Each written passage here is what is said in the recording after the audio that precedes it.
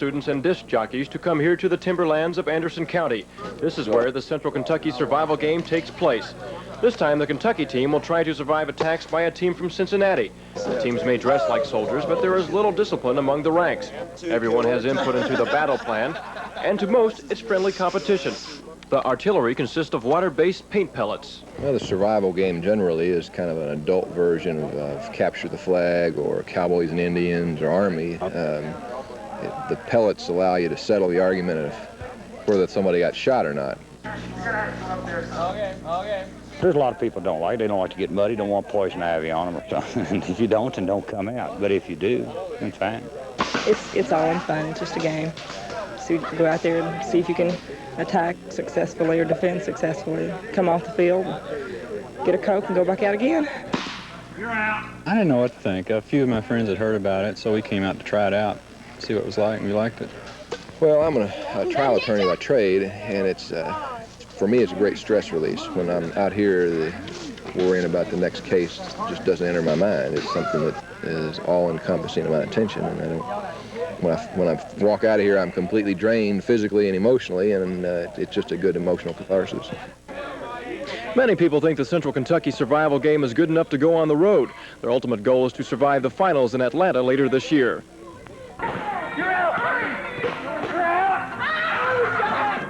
The pleasures of Oriental dining await. Standing seniors this evening are from Kentucky has become home to a franchise of the National Survival Game, a sort of mock combat sport which has been growing in popularity across the country. Reporter Wayne Bowman and photographer Bob Shepard took a look at the game a number of months ago. Last weekend they went back and survived to bring us this update. Essentially, the survival game is a grown-up version of Capture the Flag. Two teams, each defending its own flag while trying to take the other one. The difference between this and the childhood version is opposing players aren't tagged or captured, they're shot with paint pellets. And if you're hit, you're out of the game. Gotcha. When the Cornett brothers of Midway started the Central Kentucky survival game last summer, it had something of the nature of a pickup sport. Interest has now grown to the point that there are regular teams, almost like a bowling or softball league. And the Cornetts say the game is beginning to become a successful commercial enterprise. We're still yet to driving our Rolls Royces, but we do see it as a money-making venture or over the horizon easily. It's grown in the last months so much, it's unbelievable with all the publicity we've had, and it's just a matter of time. We are making money on a daily or on a weekend basis now. We still haven't paid our debts. This past weekend featured a 3-day tournament between the best players from the local area and a team from Cincinnati, where the survival game is even more popular. We've got about at least 30 teams coming out every weekend just about, and a lot of action up there. There's more popular as time goes on, you know, every weekend there's more people down there. Despite the Cincinnati group's edge in experience, the Kentuckians held the home woods advantage. The final game ended in a rousing firefight at the Kentucky flag and a victory for the home team. Though flashes of temper had surfaced during competition, both teams soon got down to the day's real business, drinking beer and reliving the experience. The survival game has drawn criticism across the country and locally in letters to the editor columns by those who feel it glorifies war and violence. But those who play it are unanimous in feeling it's just a game.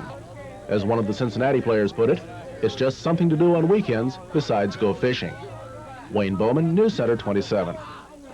And ahead on News Center 20. Night for the United States. Let's hope so. And if you've been following us along, you know we're winless right now. But tonight, Dave Baker and Tim Smile tried their hand at the survival game. Taking to the woods near Grafenberg, the sports staff went looking for its first challenge victory today. Yours truly and Dave Baker, a member of one 6-person team that was challenged by another 6-person squad to a best-of-3 survival game series.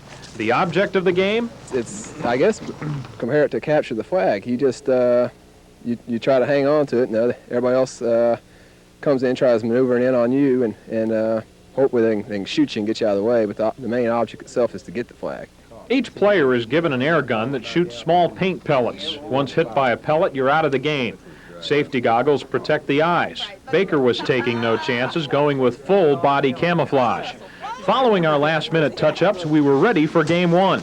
It didn't last long as our inexperience showed through. Our defense broke down, the flag was taken, and we suffered inglorious defeat.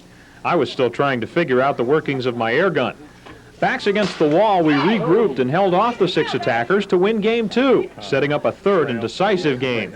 Our spirits were high, but I was quickly lost to the team effort, being attacked from 2 sides.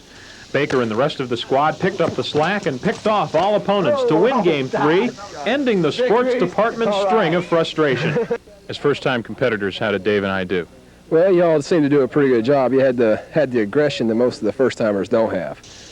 Usually they like to hide down behind the trees. Y'all seem to really want to go out there and do it today, though. Wanted to get a win in. Surviving the survival game was sweet. Winning the match, sweeter yet. But there's much ground to be made up, as the sports staff's record now stands at 1-7.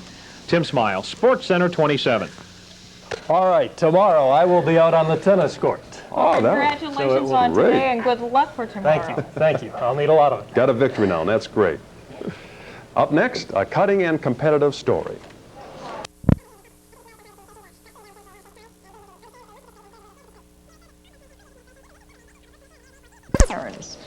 Well, a 13-year-old Virginia boy captured this year's National Spelling Bee, but his win was no easy sledding. Amy McRuder of St. Joseph, Michigan could not spell the name of a small North African sparrow, towhee.